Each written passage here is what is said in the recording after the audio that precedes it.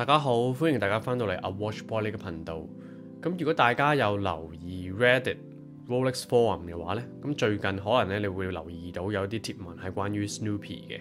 咁個內容咧都係關於咧 Snoopy 咧嚟緊會準備停產㗎啦。咁今日咧我就想同大家分享下，其實點解無啦啦標界會有一個咁嘅講法呢？同埋想拋磚引玉，講下小編對第三代停產嘅一啲睇法。咁咧希望咧去引大家作出我哋自己香港咁嘅討論啦。咁大家講下其實 Snoopy 咧應該會幾時停產？咁點解無啦啦標界會話 Snoopy 會停產呢？咁事緣咧係因為好多喺美國登記 Snoopy 嘅標友咧，咁佢哋喺3月頭嘅時候咧就收到一封由 Omega 佢哋 HQ 發出嘅郵件啦。咁樣內容咧係關於佢哋登記嘅 Snoopy 咧就唔再生產啦。咁 Snoopy 咧就已經唔再喺 Speedmaster 嘅 collection 入邊。咁郵件一出啦，好多標友咧都相信咧 Omega 咧其實咧喺3月26號嘅時候咧就會正式停產佢哋嘅 Snoopy 啦，順便去幫佢哋自己 Swatch 嚟緊會出嘅 Moon Swatch Snoopy 去做勢啦，順便都停一停自己呢個系列，咁幫自己55週年去做準備。咁咧，外國媒體 Fratello 總編 Robert 佢咧其實就已經同呢個 Omega 去 fact check 咗啦，咁亦都出咗個貼文去講，其實呢個郵件咧 Omega 佢哋係錯誤地發出，但係其實咧討論區大部分嘅標友咧都係唔相信嘅，就覺得 Omega 點會無啦啦發出一個唔存在嘅 email 呢？最多都係唔小心頂進籠提早發出咗個 email 嘅啫。咁所以咧，大部分標友都相信其實嚟緊都係會停噶啦。咁當然有一小部分咧嘅標友覺得咧，其實 Omega 係唔會咁快停產呢隻 Snoopy 嘅。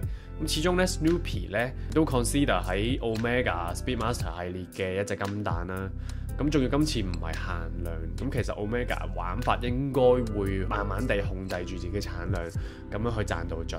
咁所以咧，佢哋都會覺得咧 Omega Snoopy 呢個系列就仲有幾年命仔啦，起碼會出到去60週年先會再改版嘅。咁小編我其實咧都唔知啊，老實講睇咗好多各界嘅討論同埋留言，咁亦都代入埋 Omega 同埋即係可能用家嘅角度去諗。對於我自己嚟講合理嘅解釋咧 ，Omega 喺2025 55週年停產咧係會較為合適嘅。咁因為小編我覺得咧 Snoopy 第3代嘅二手市場嘅價格咧係會直接影響第4代嘅嗰隻營銷策略。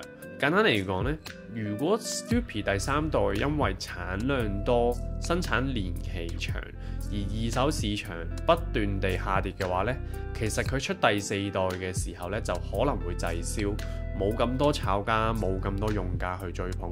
咁就變翻類似第一代咁嘅情況啦。咁 Omega 咧就可能焗住地就要將第4代嘅營銷策略去變翻做限量，咁先至可以令到成個 market 嘅追捧去提升翻少少。但係 Omega 又點會唔知道其實限量嘅手錶對於佢哋嚟講盈利係有上限呢？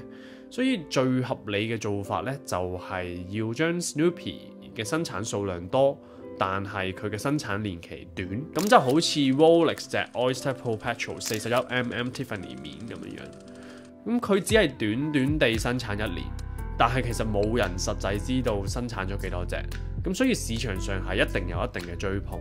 咁如果我哋再數字化啲去睇呢件事，我哋當 Omega 其實保守生產每年都可以生產到1500隻，其實你可以計到第3代喺5年嘅入邊呢，佢盈利係已經會比佢第1代、第2代贏4.5倍到5.5倍。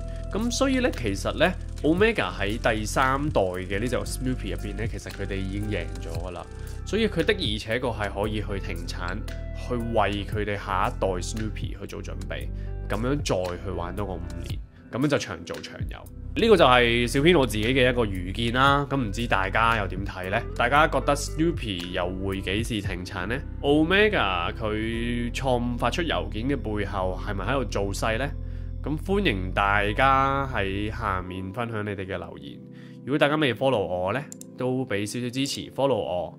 我係大家嘅小編阿 Watchboy，呢度有標有你有我。